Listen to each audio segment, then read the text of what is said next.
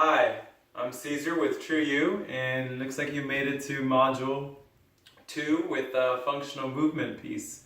So today I'm going to explain to you some movements which you could use on a regular basis, very simple movements to create these feelings and get in tune with your body and see what it's telling you, see how it's telling you where to move, and how you can move a little bit more efficiently.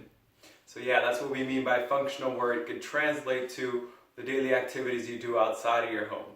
I'm going to do a low, medium, and high intensity level for your preference, right? So you pick what movements. It's only going to be a few movements, but I'm going to give you modifications, you could say, for each one if you want to go a low, moderate, or high intensity level. And so, as to give you a little general outline, we're going to go through a quick little warm-up, and then the actual workout piece, and then through just a little cool down. Okay, so it shouldn't take that long. It doesn't take very long. Obviously, I'm doing this out of my home, so that's the whole point of this, is you could do this anywhere. You don't need to have a gym membership or fancy equipment of any of that sort. So all I basically am using is a yoga mat for some of the exercises, a yoga block if you need some props for assistance, as you'll see as I make those modifications. So without further ado, let's go ahead and get started.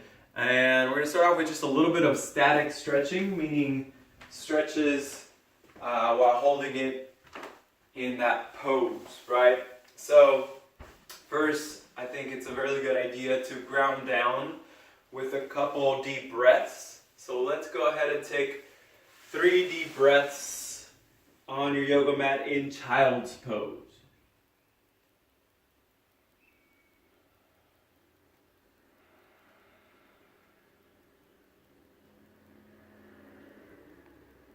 So this type of breathing just kind of signals the body that it's ready to move and relax. But we're going to do a little bit more movement now. So once you get out of child's pose after a few breaths, you're going to take a hip flexor stretch. So you're going to bring your right foot to the side of the right hand, right? And now I'm a little bit more flexible, so I could always come down here to get a good stretch across the front of the left hip. If you don't have that flexibility or mobility yet, then I suggest grabbing a couple blocks or a pillow, anything to just prop yourself up there. Sometimes if I'm at the gym, I'll use a foam roller where I could place my hands on top here and just prop people up. And so all you're trying to do is stretch out the front of the left hip. Okay? You hold there for maybe about 5 breaths, and then take the foot back, and we'll do the other side. So now you bring the left foot to the left side of the hand, and now you should feel a good deep stretch across the front of the right hip flexors. Okay? And now we'll go ahead and take the foot back, and we'll come back to the right side, and we're going to do the inside of the hip. So you take the right foot out to the side and stretch out the inner thigh. So you could stay here, or you could hinge back, and you feel the stretch right at the origin of those muscles, right where they start, okay? And then if it feels good, then just move. Again, we're getting in tune with our bodies, and you'll recognize what your body wants to do. And now we'll do that other side. But go ahead and take your time with these and just feel it out. But if you only have a short amount of time, then maybe about 5 breaths or so per stretch. So now we'll go through the back. So now we're going basically around the hip first, right? To open up the hips. Now we'll go through the back of the leg, the back of the hip. And so we'll take the right foot again to the right side and then hinge back. Right, so now I should feel the stretch across the back of my leg here. You could also bring the blocks with you to prop yourself up here. Again, holding it for about five breaths or so on each side, taking the foot back, and we'll do that other side. So bring the left foot to the left side of the hand, and then we'll hinge back and feel the stretch across the back of the left leg, the back of the hip.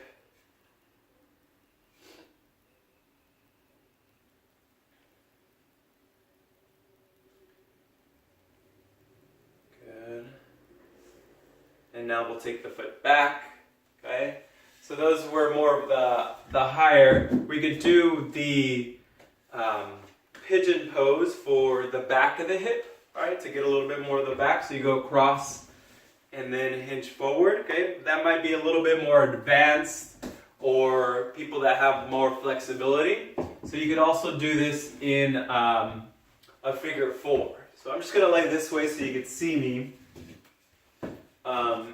And so you just lay down, cross that right foot over the left thigh, and then bring the left leg straight up. So now you're forming a figure four, and you should feel this in the back of the right hip. So what you do is just place that right hand into that space, left hand underneath the knee, and then pull. And so if you want a little deeper stretch, then you bend the knee. And if you want an even deeper stretch than that, then you hold underneath the knee and pull in towards you. Okay, and then slowly release. And then we'll do that other side. So now you cross the left foot over the right thigh. Okay, and then bring the right leg straight up. Reach the left hand through that space. Hold it and form a figure four on the other side. Now you should feel the stretch across the back of the hip, all along the IT band. And if you want more stretch, then bend the knee, and then pull to get the right underneath the knee, and pull and get the deepest stretch there. Okay? So now we'll go ahead and pull both knees in, stretch them in toward your chest, stretch out the lower back a little bit. And then here you might set the feet down a little bit and then take them knees across and open that whole right side of the body. Take a spinal twist. And then do that other side. Spinal twist.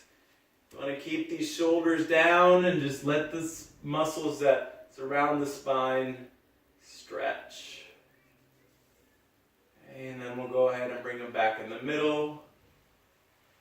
And we're going to roll it over back onto your hands and knees.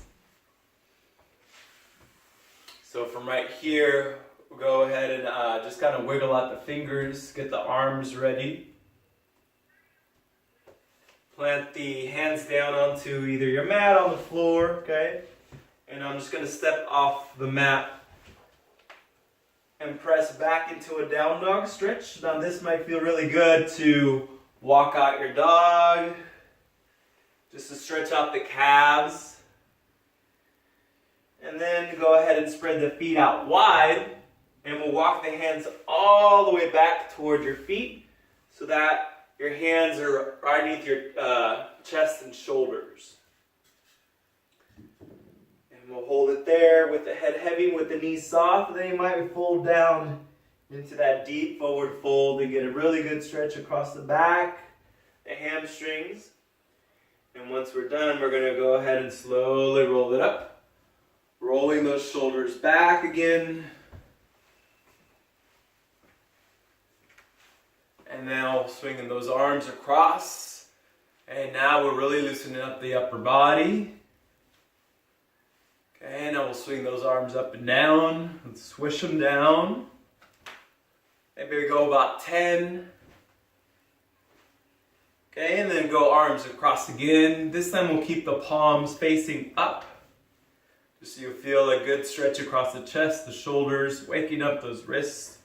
And then we'll take the palms face down as you go across again. Remember to alternate sides. One hand goes over, then the other one. Okay, and then we'll spread the feet out in the twist. So now as you notice, the movement is now actual movement. It's not static. And then we'll pause there. We'll start doing some arm circles. Okay, so now we're getting that circumduction inside that shoulder joint. Good, and then we'll start going bigger, bigger, and faster circles. Getting movement, blood flow into that whole body. And now we'll go back, big circles, pointing those thumbs back. Okay, and then swing those arms across again. Good, shake out the legs. Cool. So now you should feel a little bit more vibration in your body. Okay, we're gonna move the mat. We'll come back to the mat in a little bit. But first, I want to show you some standing exercises. So, first exercise is, well, let me tell you about 4 different exercises that I think are key that everyone should do on a regular basis, only because we already do these movements on a regular basis. And to practice them and to get more in tune with them will create efficiency. It will take less energy to do these movements so that you can have more energy for your brain, for your heart, right, to do all the other things that you want and get to know yourself. So the 4 exercises that I think are key are a squat, a deadlift, a push-up, and a pull-up, right?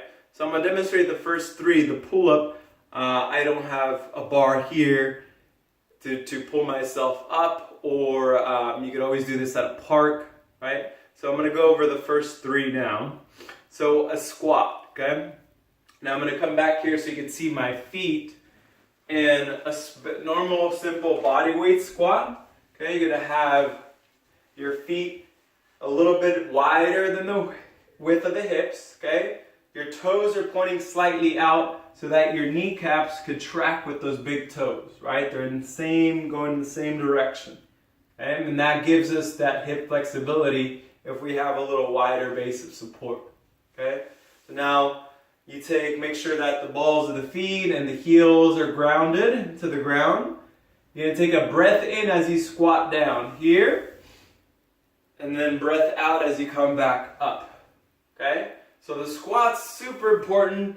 If you notice a baby, they know how to do a perfect squat. No one has to teach them, right? They just automatically do it. And it's only as we grow older in age with the conditioning, we forget, we lose that in-touch feeling with our body.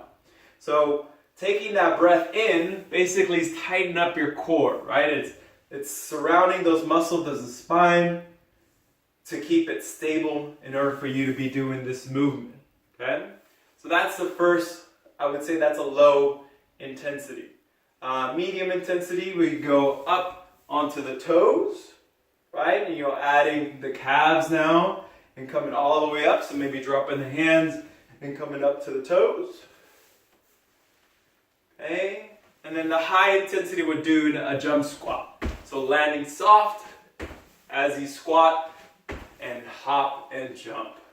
Okay?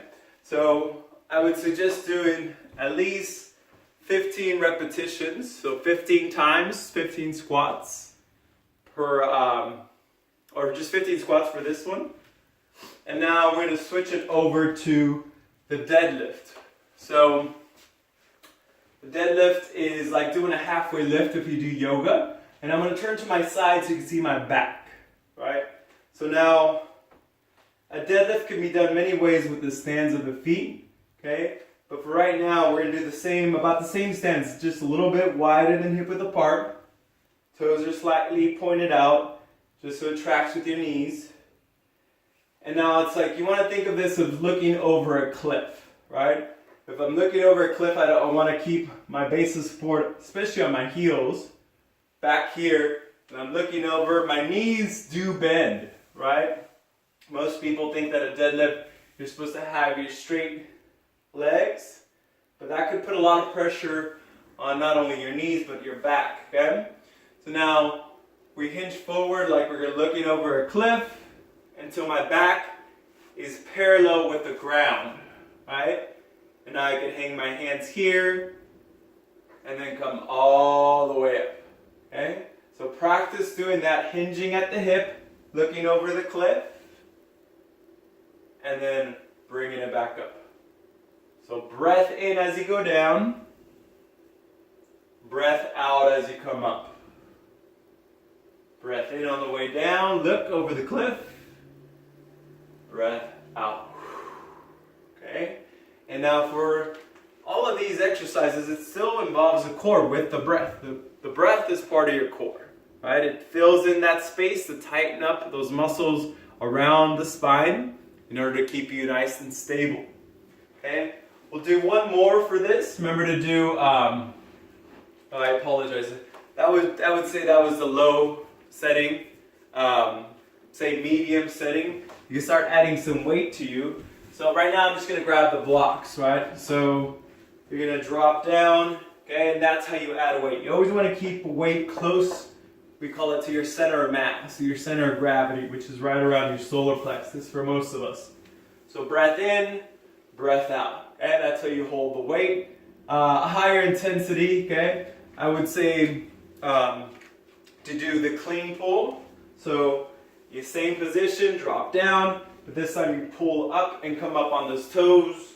Okay, if you see those Olympic lifters, they'll lift a lot of weight coming up in that position. Okay, so that's the deadlift at the medium and the high intensities, right? We got one more for the those 4 important exercises, which I'm only showing you 3, right? And I'm going to just fold up this mat to show the different modifications, okay? So, let's see. Let's roll it this way.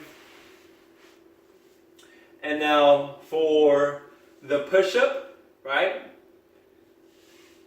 The low setting would be having your knees on the ground, on something that's padded, obviously, and then propped up, okay? So the higher you come up on an incline, the little bit easier it is to go down and press yourself back up, right?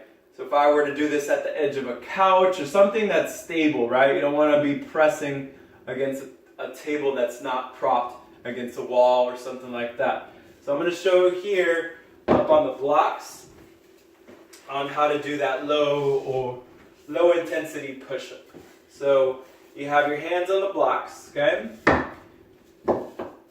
And then all you're going to do is drop your chest right in between those blocks and then press yourself back up, okay? You want to make sure that you're gripping the block or whatever your hands are on with all 10 fingers in both palms, okay? So your fingertips are turning white because you're pressing and gripping. So breath in on the way down, breath out as you press back up. Breath in, breath out. Again, we're doing 15 repetitions for all of these, okay? Now, the medium intensity would be to do either, you can even go into this modified push-up here, okay? So it's a little bit harder once you're flat on the ground, okay? And then it's the harder push-ups, right, are obviously doing no knees off the ground, okay? You're still taking the breath in and you're still pressing all the way up. Making sure that your elbows are slightly in, right, here, okay? As we go with our elbows out, we're working more of our shoulders, right? And that's how we start getting those shoulder problems. We put a lot more pressure up here as opposed to distributing the pressure around the chest, the shoulders, and also the tricep, okay? So that was low, medium, and high intensity for the push-up. And like I said, I'm not going to show you the pull-up because, for one, we don't have a pull-up usually bar usually at home. But you can do this at the park by just pulling yourself up. Okay. Moving on to some core exercises. Right. So this shouldn't take a long time. Probably get through this in about 15-20 minutes or so. I'll go ahead and lay the mat back out, and we're going to do just some simple core exercises. So the first one, we're going to do just a simple crunch, okay? And I'm going to lay this way so you can see my body.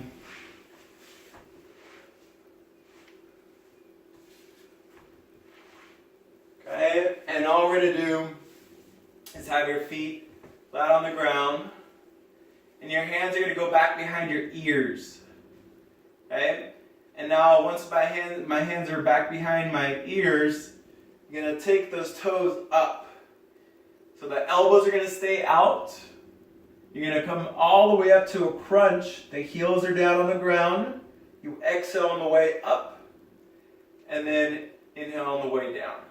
So 1, 2. Okay, it's like you're hugging everything in to lift the spine up. Okay, so that's the crunch. Okay, and now we'll go ahead and turn over and we'll go into a plank. So for a plank, we could do forearms here and toes, right? You could also do the modified plank with your knees on the ground. I would say that's low. Medium would be just a regular plank. Remember, just like the push-up principle applies here, you could, the higher you come up on an incline, the easier it is to hold yourself up in plank, right? So you could always place either some blocks or a pillow or so to help me prop myself up. Okay, the higher you are in an incline, the easier it is. Okay, I didn't go over the high intensity, but you could always add weight to your body, right? You could always hold on to something to add weight to your body. Let me see if I'm missing something. The bird dog, right? So now that we're here in plank position, bird dog is a really good exercise for your core in general, because it's almost even better than a crunch or a sit-up, okay? Because it involves all the muscles surrounding your spine, right? So for bird dog, we're going to come onto our hands and knees, and you want your hands to be underneath the shoulders and your knees to be underneath the hips, okay? Now we'll go ahead and extend the right leg back, and then extend the left arm up, okay? And then we'll go ahead and lift that right heel up, okay? And you want to keep the chin tucked in, and so that way your spine stays long. I'm going to turn over this way just so you can see a little bit better. So right hand down. Actually, we'll switch it to left foot back, right arm in front. So it's kind of like you're shaking someone's hand, okay? And then if you look in the back, the toes are pointing straight down. Now we're going to bring that opposite elbow to opposite knee, tap it, and then press back out. Tap the opposite elbow, opposite knee, press back out, okay? Like you're shaking someone's hand. There. Okay, and we'll do 15 on each side. So that other arm, extend, knee to elbow, and extend back out. Knee to elbow, extend back out. So take your time with these. Okay, really get in tune again with your body. Use the breath to hold that core in place. Okay, and now we'll do one more. Okay, so we kind of hit every muscle group around the body, except for those lower abdominal muscles, okay, which are the tough ones to get. So all we're going to do, I'm going to lay down this way, and we'll do some leg lifts. So for the leg lifts, you can have your arms and hands underneath your hips to support your lower back. And then you're going to bring the knees up. Okay, and for some people, this might be hard enough right here. Okay, so just even holding it there might be hard enough. Right here, we're going to go ahead and extend the legs up. Okay, so I'm going to show for low intensity, you bend the knees and just extend them up. Okay, I know this seems easy, but you can totally feel it in those lower abdominal muscles. And now for that medium intensity, we'll go ahead and keep the legs out straight. Drop down and lift back up. Drop down, lift back up. Good. And now for that high intensity, you hold it down low and add little kicks, little flutter kicks. here. Now this whole time, my arms and hands are underneath at my hips, so that way it's supporting my lower back, meaning my back doesn't arch in the back, okay? It stays flat. As soon as that back starts to arch, you want to bend the knees, right? So say if I'm doing a leg lift like this, and you see my tummy go up, and my back start to go up, okay? That's when you bring the legs back up, okay? Because then your back's taking over to use the back instead of the lower abdominal muscles, okay? So make sure that you listen so that the back stays either on the floor or right between the arms, and it stays flat as opposed to arching in the back, okay?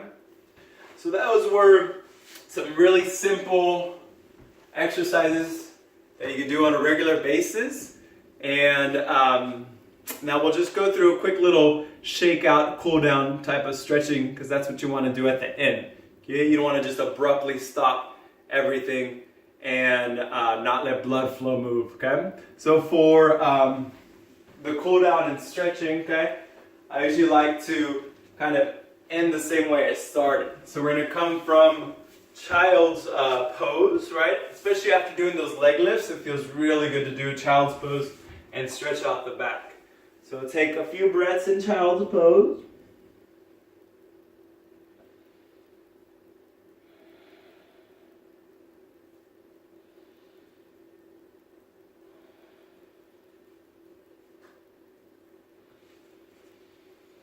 And then on the next breath in, you bring yourself up to your hands and knees. On the next breath out, you press yourself back into a down dog stretch. Maybe walking your dog to stretch out the calves from doing all those squats. And then we'll press and lift up and back into down dog to really stretch those hamstrings, that lower back. And we'll go ahead and spread the feet out wide again. And then walk the hands back towards your feet, pausing there with your hands underneath your chest, the shoulders. And then I like to hang down and hinge into a forward fold to really get a good stretch in my spine. It might feel good to spread the feet out and then twist or go move a little bit side to side to stretch out the inner thighs again. Then pause in the middle and then slowly bend the knees a little bit more. Roll it up vertebrae by vertebrae. And then roll those shoulders back again. Open those arms again. Swing them through. Arms up and down, reaching them up high and just swishing them down, feeling the blood flow. Now after you work out after you do those push-ups, right, that lactate we start building up in the muscles. So it feels good to just keep blood flow moving to get any inflammation out. And then I'll swing them across. Again, just like we started. Maybe spread your feet out, twist. Okay, and then we'll go ahead and shake out the legs again. For 10, 9, 8, 7, 6, 5, 4, 3, 2, 1. Other side. 10, 9, 8, 7, 6, 5, 4, 3, 2, 1. And now we'll shake out the whole body. Shake it out. Get that vibration moving all along the body. And then pause in Tadasana.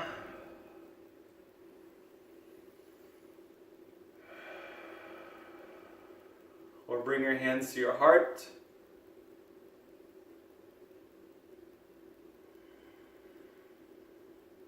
And just feel, listen, all the vibration and movement you just created in your body.